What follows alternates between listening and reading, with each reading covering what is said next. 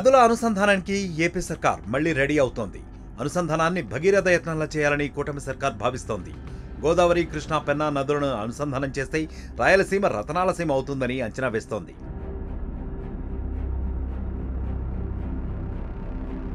ఏపీలో ఇప్పటికే గోదావరి, కృష్ణా నదులను ఇంజనీరింగ్ అధికారులు అనుసంధానం చేశారు. నదుల అనుసంధానంతో లక్షల ఎకరాలకు ప్రయోజనం కల్పించారు. ఏలూరు జిల్లాలో పట్టిసీమ నుంచి కృష్ణానదికి గోదావరి నీటిని మళ్లిస్తున్నారు. 14 పంపుల ద్వారా సుమారు 4000 క్యూసెక్కుల నీటిని కృష్ణానదికి తరలిస్తున్నారు. టీడీపీ హయాంలోనే పట్టిసీమకు రూపకల్పన చేశారు. ఏపీలో మళ్లీ కూటమి అధికారంలోకి రావడంతో నదుల అనుసంధానంపై మరోమారు దృష్టి పెట్టింది ప్రభుత్వం. పెన్నా నదికి గోదావరి జలాలను తరలించేందుకు కసరత్తు చేస్తోంది. కృష్ణానదిలో గోదావరి, పెన్నా జలాలను కలిపే ప్రక్రియపై జలవనరుల శాఖ అధికారులు దృష్టి సారించారు.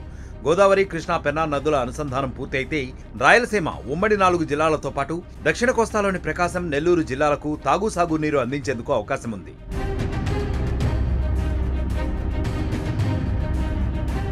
నదుల అనుసంధానం చేసి తీరుతామని ముఖ్యమంత్రి చంద్రబాబు స్పష్టం చేశారు.